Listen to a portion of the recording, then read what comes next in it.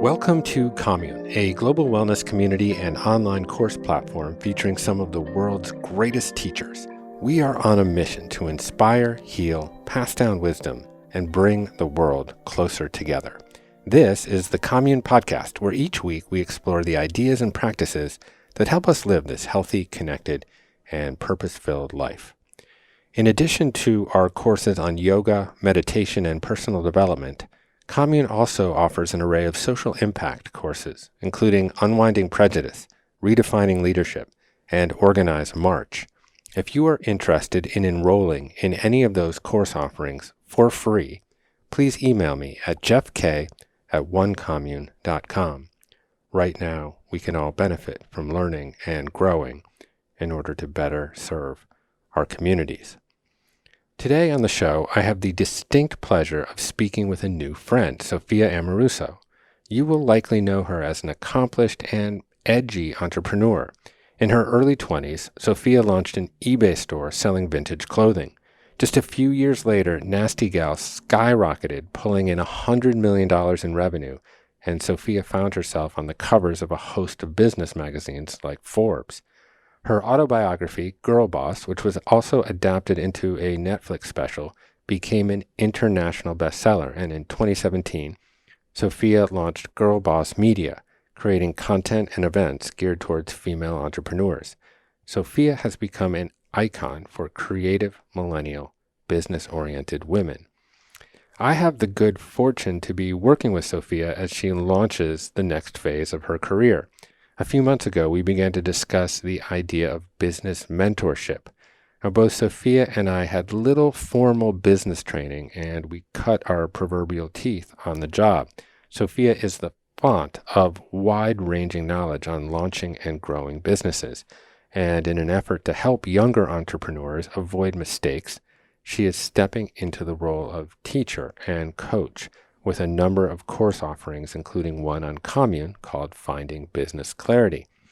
In our conversation today, we discuss the role of the private sector around social issues, the importance of diversity in the workplace, the value of curiosity, leadership techniques, and other substantive components to startup businesses. My name is Jeff Krasno, and welcome to Commune.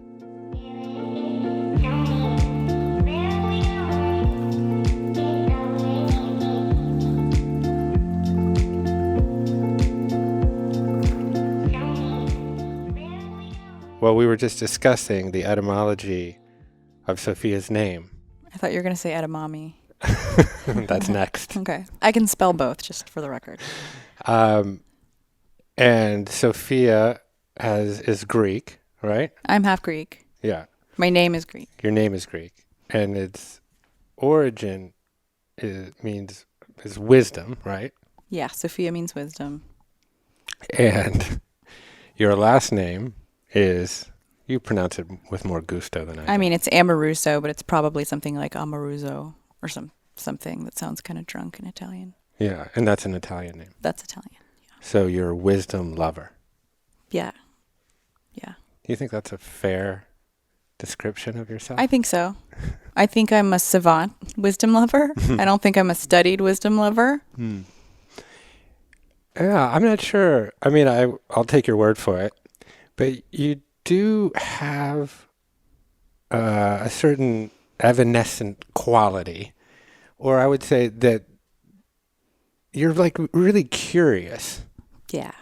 And you tend to not be at all intimidated by figuring things out that would otherwise seem like quite difficult. Yeah, I don't know where that came from. I might just be like so stubborn that it works out for me. Stubborn enough to believe that I can do things. Maybe. But what's happening in your brain? Give us a window into your brain, because there'd be like, I don't know, like some sort of like technical platform that would normally spook the hell out of anyone, and they would have to like find a specialized expert and hire them at some inflated hourly wage. And you might also do that. but sometimes. That wouldn't be your first go-to. Your first go-to would be to actually understand it for yourself. Yeah, I mean, It's hard to hold people accountable if you have no idea what they're doing. So having a foundation of what it is that someone you hire something to do is doing and understand, how difficult it is or not how difficult it is, or just at the very least trying to understand a platform. And it feels like we're talking mostly probably about software here, because there's a lot of software that goes into online courses. I'm sure both communes and then business class, the course that I'm building outside of commune, and it's a lot. It's a lot of different systems that have to connect to one another and have to tell one another what's happening, who's checking out which email and what you should do about it, and who's interested in what, and passwords. Yeah. So would that be a bit of advice that you might give an aspiring entrepreneur who maybe has a staff of just themselves? Is that before you hire anyone, figure out how that thing that they're going to do works. Yeah. Yes. I mean, when I started my first business, it was an eBay store, pretty simple. Not every business is that simple to start, but I had software, I had photography, I had Photoshop, I had to understand how to upload files to an FTP server and do a certain amount of HTML to format my eBay listings and my MySpace profile. And I learned everything that I needed to know. I learned enough Photoshop to edit photos and design some really basic graphics. And I would never have learned Photoshop if it weren't for necessity. I didn't have a Photoshop background, but I figure if other people can figure this stuff, I can too. So yes, I think that what you can learn at the beginning of your business, you should learn, because learning from experience is really different than being told by an expert, whatever expert means. I'm just starting to think a lot about the word expert lately. Just like things. I mean, I don't believe like anybody can do anything, but I like to think if someone else has the aptitude to do something, and if I have the access to the same thing, there's no reason I shouldn't be able to do it. Yeah. No, that's really good advice. I took a couple, I would try to learn something new every month, even if it was like tie my shoe. Or I can also. Did you figure it out? Barely. Looks like it. Barely. Did you do that? I did it all by myself. Okay. This was a 2-month endeavor. But like 1 month, I was like, okay, I'm going to figure out how to run paid Facebook campaigns. And I was like, yeah, and I'm going to upload the custom audiences and make the lookalike audiences and put the pixel in and track the pixel to something. And, I was admittedly sucked at it. But I did get some sort of insight into actually what it was and the purpose that it served. And then when it came to actually hiring the person that could actually do it, yeah, I could talk to them. You at least like understood the terminology. Yeah. Yeah, that's one thing that I'm going to have to start doing when we launch business class. And that's something I'm not going to learn. Yeah. I have one amazing woman named Audrey, who's my digital operations manager, and she knows enough to be dangerous, but she's not doing it herself even. That's something where you're spending money. You really want, you want your return on investment to be great. And your learning curve for something like digital marketing can be more expensive than, paying the right person. So you're a serial entrepreneur, as am I. And and that doesn't mean that we make cereal. I do like this keto cereal though called Magic Spoon. Spoon. They sponsor this podcast. Oh, they do? Up. Oh, that's amazing. That was the most naturally native integrated ad. Wow. Yeah, we'll have to pull them back in. I'll DM them. That'd be great. They sent me some cereal. So yeah, I've got it. The problem is it's all in my Hollywood office that we just basically gave up because you don't really need offices anymore. Nope, here we are in your living room. I know. We just did you can do so much. I mean, this is not a tiny home, but it's amazing how much work you can get done from home. Yeah. And just to have a rare blip of sincerity, and then we can move on from that, I do want to express my really heartfelt appreciation for your trust in working with us. And also your bravery and courage just to jump into something fresh and new. And I guess courage might be a descriptive word for an entrepreneur. I think you have to be courageous. I think you have to be stubborn. I can be hasty and make rash decisions. And I think this is maybe a quick decision that I made that I'm really excited about and is going to be a really, really great partnership. Sometimes that courage doesn't always work out because I could be more thoughtful about the decisions that I make, which is what finding, business clarity is really thinking up front about what kind of life we want to have, what kind of business we want to have. This is something that's a partnership, but I could start a business right now very quickly that would just turn into some massive thing that spirals out. And so I'm at a stage in my life where, yes, I feel confident making certain decisions, and then others I'm actually moving a lot more slowly than I used to. But thank you. This Commune is incredible, right? I'm in such great company. Like, we've become friends. This is very easy and comfortable. It just feels incredibly natural. So it's one of those things that's like a why not? And I didn't really even ask myself that question. So it's just a yes. Yeah. And I mean, you've started two businesses that have had pretty significant trajectories. And now you're stepping into a new role for yourself in many ways as a dispenser of wisdom, of guidance. But did you have a mentor when you were starting out? I didn't initially, and then I hired a consultant who is so much more than a consultant. I officiated his wedding. His name's Dana Freed, and it was me in a weird little shipyard with 1,000 square feet and a bunch of plastic bags and USPS bins on the floors and stinky clothes with snot rags that needed steaming and dry cleaning and had to be shot and put on this website because it was vintage clothing, which is what I was doing. And he handed me my first employment handbook and was like, here, this costs $50,000 to put together with an attorney. You just white label it. And taught me how to hire and fire my first people, put together my first financials, was really a huge cheerleader for me and a great mentor early on in the business. And I really wish I had kept him around after we raised venture capital, because they kind of were like, okay, we're stripping in here. They were great. I loved my investors at Nasty Gal, but he's a really special person, and I'm lucky to have learned from him. Yeah. Someday we'll have a podcast that compares war stories around institutional money, but that is not the subject of I can talk about that forever. Yeah. It'll just make everybody's face sour, and they'll just turn the podcast off. Yeah. Yeah.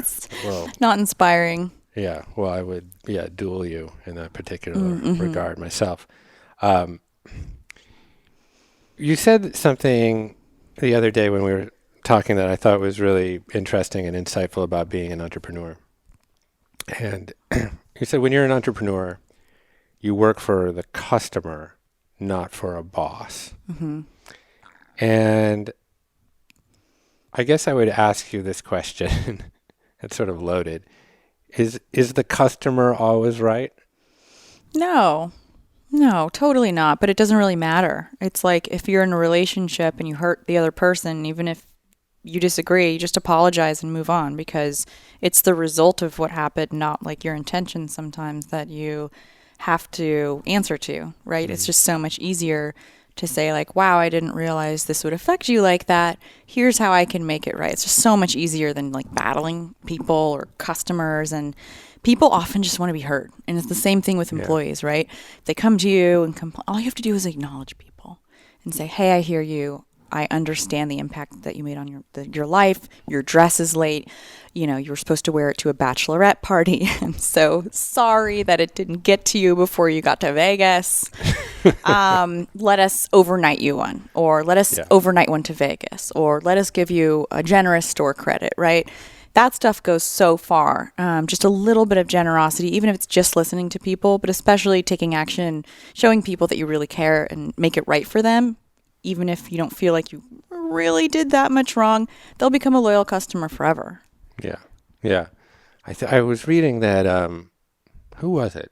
It was Marshall Field. Remember Marshall Fields? It was kind of like a Nordstrom's-y sort of thing. I think he coined that. There was another... The customer's always right. Yeah. There was another retail giant that also felt that way. That it was it didn't matter, just always do the right thing. It's kind of that that protocol at a restaurant. Someone complains about their food. Let's bring them another meal, and that's it. It's cheaper to retain a customer, even if you have to like deal with them, than it is to acquire another one. It's cheaper to That's a good point. retain an employee and develop them and coach them than it is to hire someone new, and it sets your company back several months. So it's just like, it's just way better to invest in people, including your customers.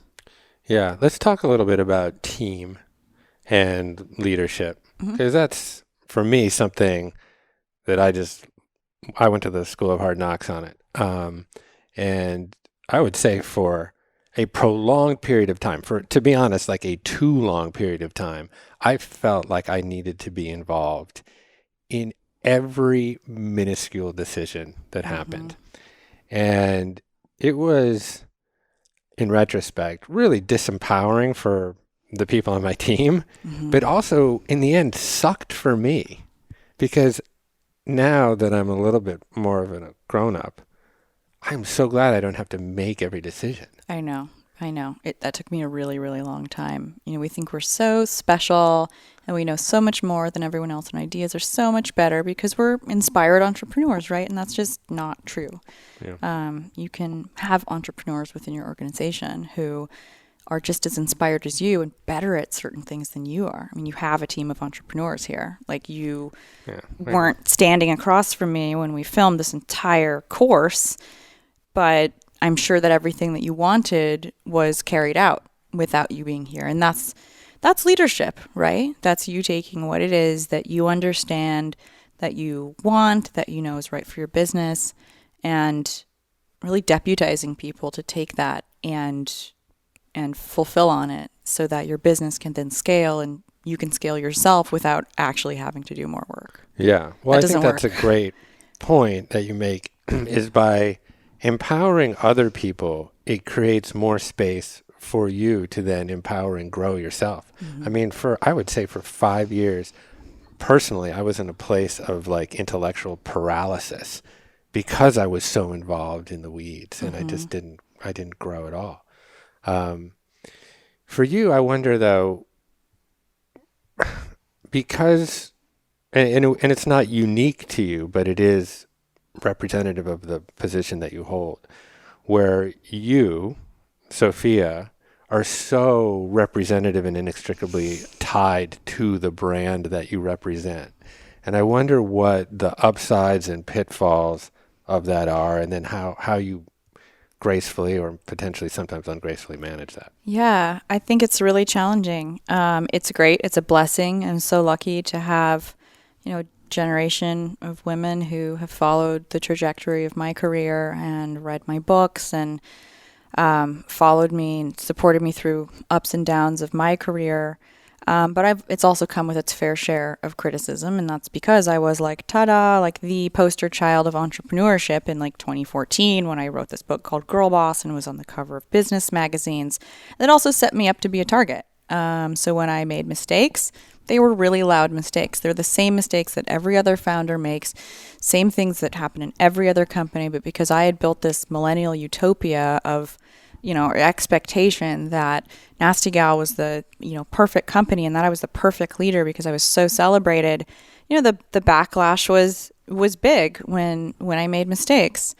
I think that there's huge upsides to having a personal brand. There's so much more gravity, right? People connect with people. People don't necessarily connect with a brand. That's why brands kind of have endorsements, and they pay people a lot of money to make it sound like their brand has a brand voice. And that's just something that's natural to me that I've lent to my brands. But as an individual, that's just me. Which also, in terms of scaling myself, I can't like delegate copywriting. Like, I have help here and there sometimes, but my voice is very specific. I can't, so there's a lot of things that only I can do because otherwise it feels like I phone things in. But most of that is about marketing and creative and things that I really enjoy anyway. But there are certain things that I'm going to have to do because, everything that I'm building really is coming from what I care about and what I actually believe. That's not something anyone can really be clairvoyant about or invent. Yeah. No, you said something, I think maybe it was the first time we spoke, that has stuck with me around vulnerability on social media. And you obviously being very front forward in your brands, but also just in your personal brand. And that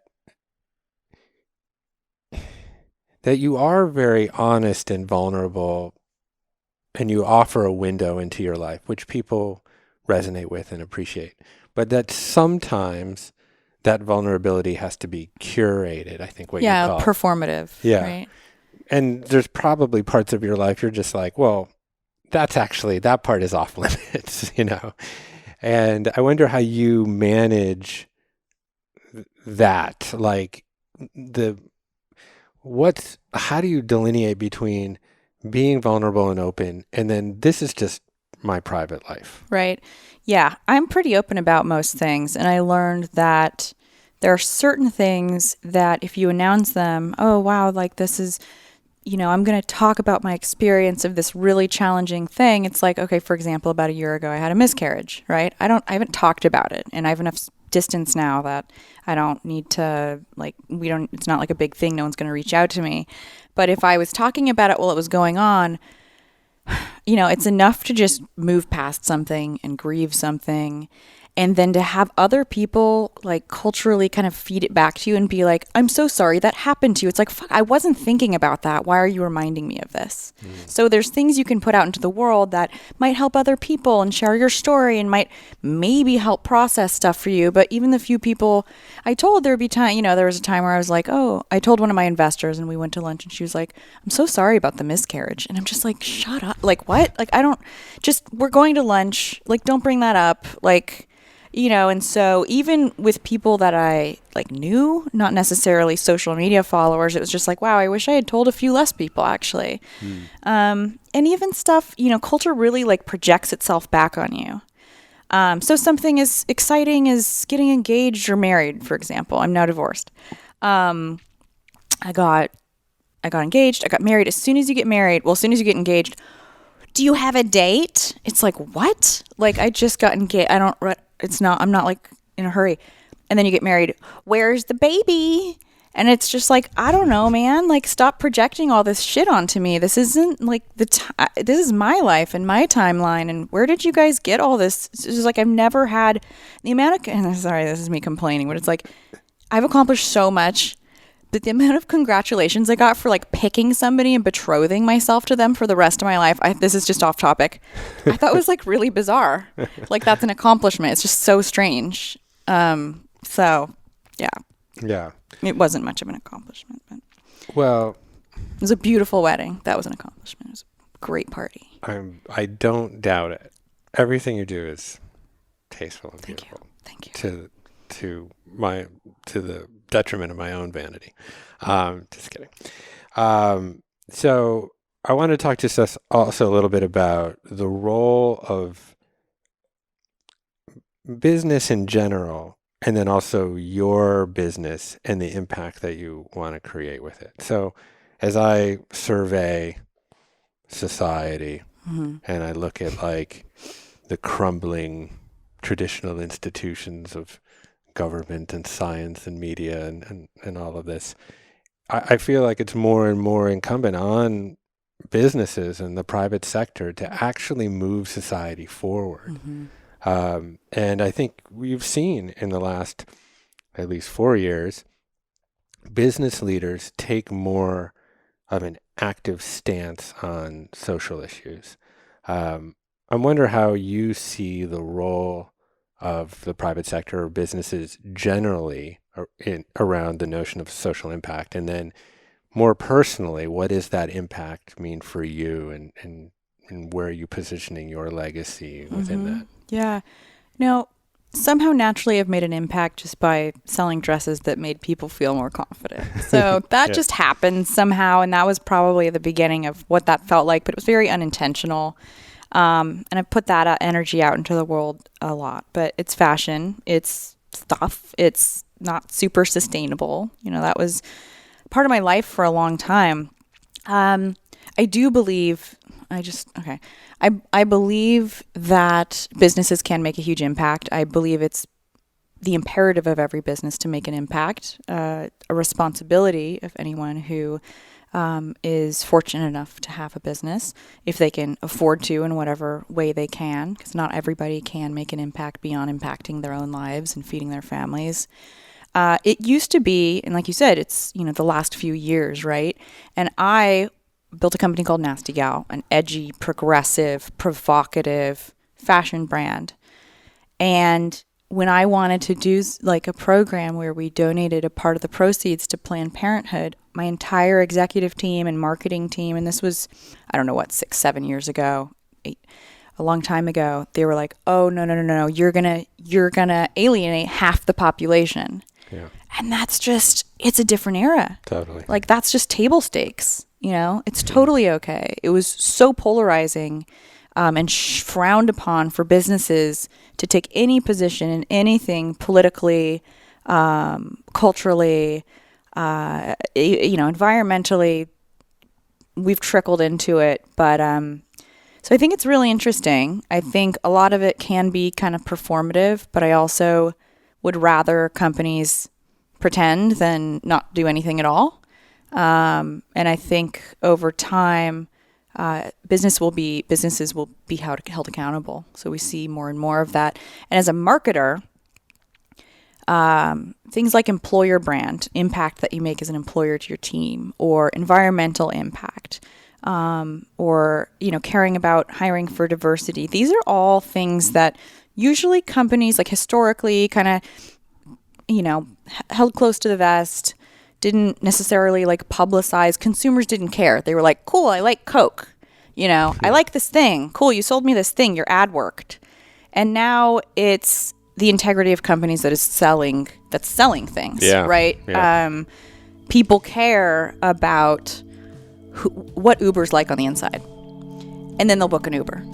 Yeah. 10 years ago, that wasn't the case. And I think that's an incredibly powerful thing.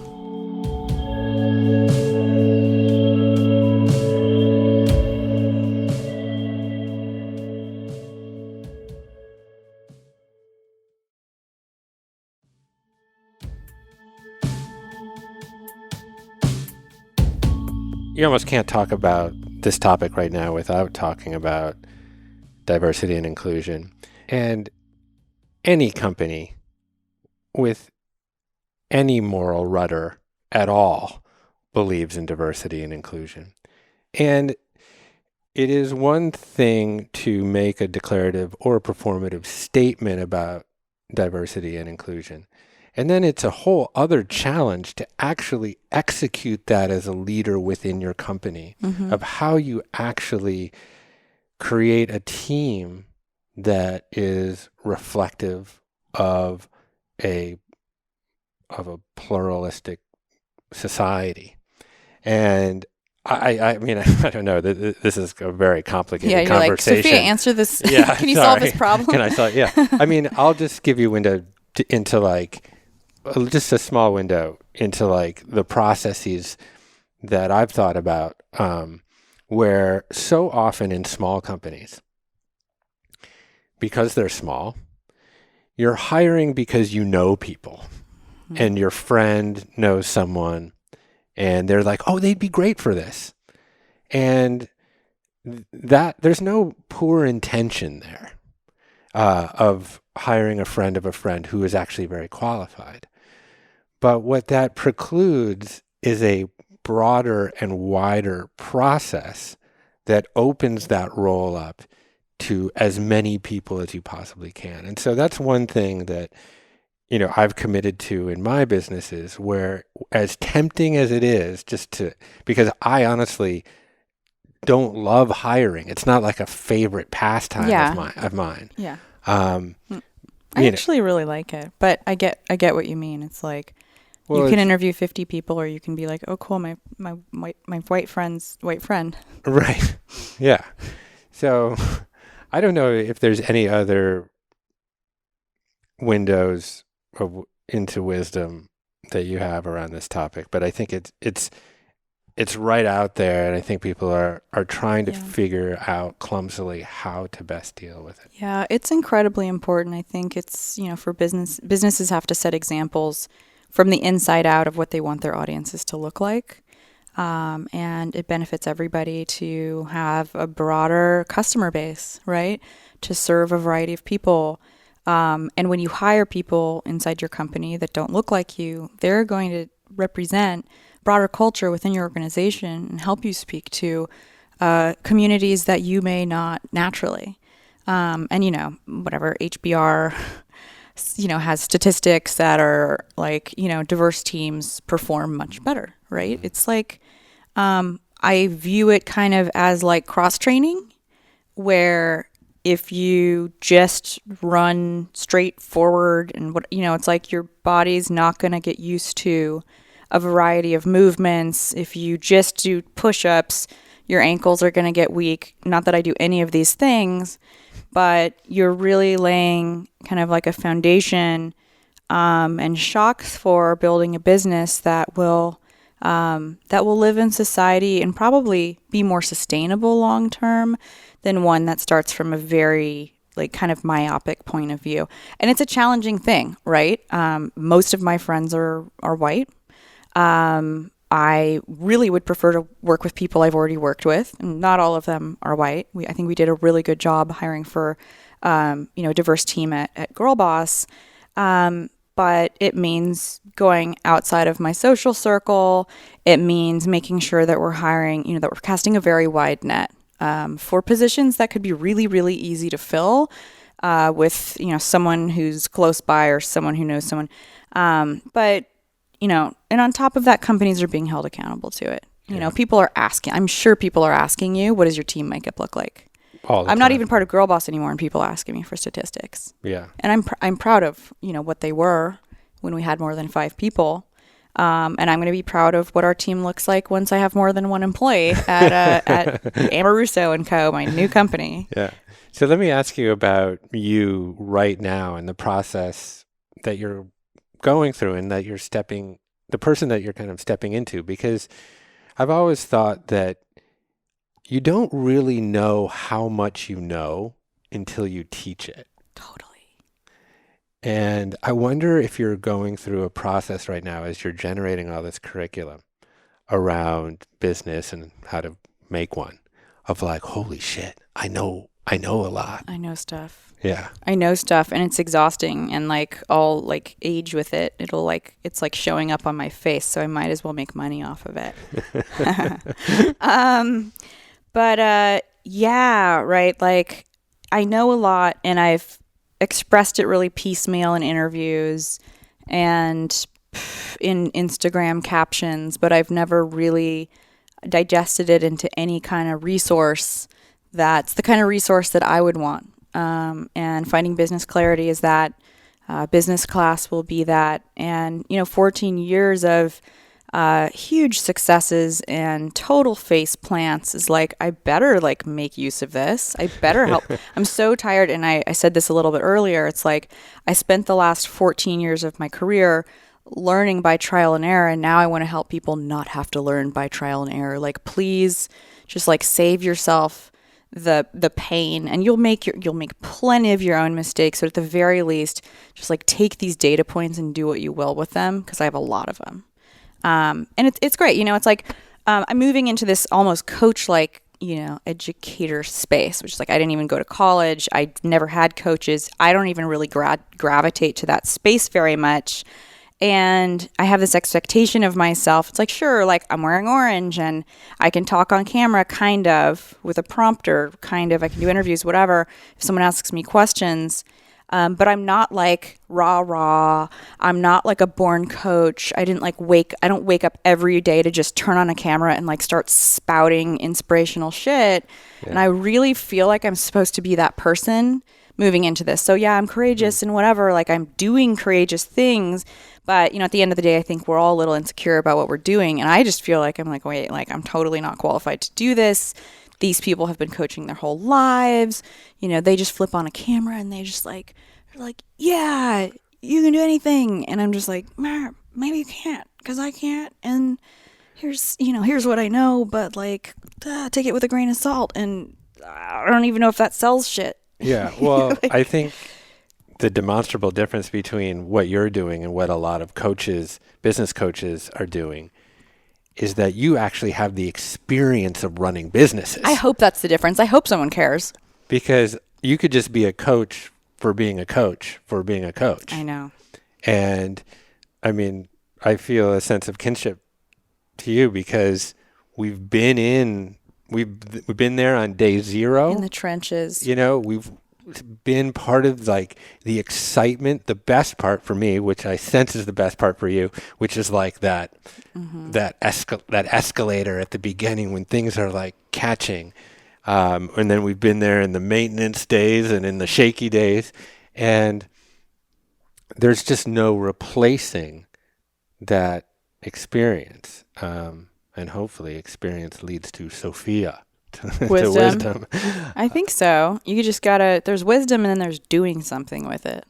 True. So you can be an academic and you can be a philosopher, but if you're Nietzsche, but you're miserable, like, I don't really care about your philosophy. He was miserable. Yeah. If you're a miserable person spouting philosophy, like, it's coming from, you know what I mean? There's so much out there written by miserable people that we're supposed to learn from, but it's like eating food that was made by someone who like hated making that meal. You know, it's got to be like imbued with like a bunch of bullshit. Like they're passing along some psychic garbage, even if their words like ring true. Whatever. Yeah. Go find some happy people to learn from. Yeah. Well, I have a very good friend who's a tremendous painter. And visual arts is also something that often gets attributed to like, or that the best work gets made out of this like lonesome pain, you know? And he was like, no, fuck that. I make my best art out of joy. That is such a played out, like passe thing, that whole pose. Like it's such a pose. Yeah. It's just like, okay, sad white guy. Well, life is so hard for you. And wow, you contemplated existence and it bummed you out. Join the club. You're not special. Yeah.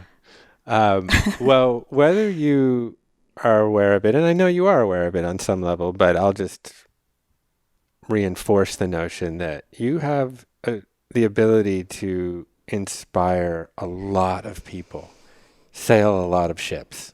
Yeah. And I mean, you know, I can just see from an observational perspective, just on your social media, how much people look to you for guidance and for inspiration and for joy.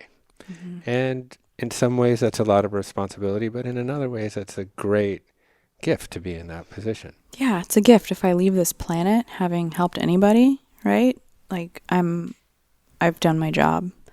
And I think, and thank you, it's also a lot of pressure. It's like, wait, you're projecting all the stuff onto me because I wrote a book 7 years ago and you're saying I helped you? Like, only you can help yourself. You read a book.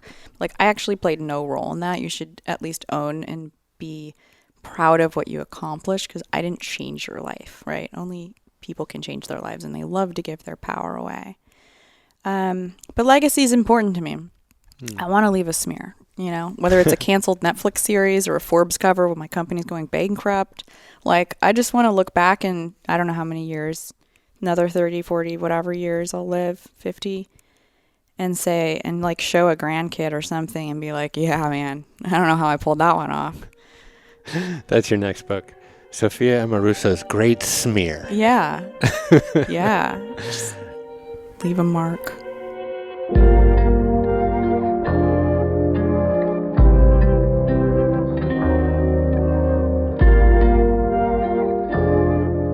Thank you for listening to this week's episode with Sophia Amoruso.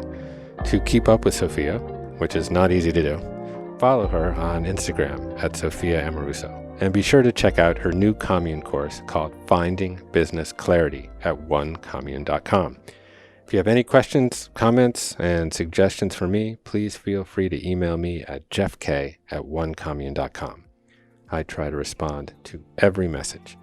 And that's all from the Commune for this week. My name is Jeff Krasno, and I am here for you.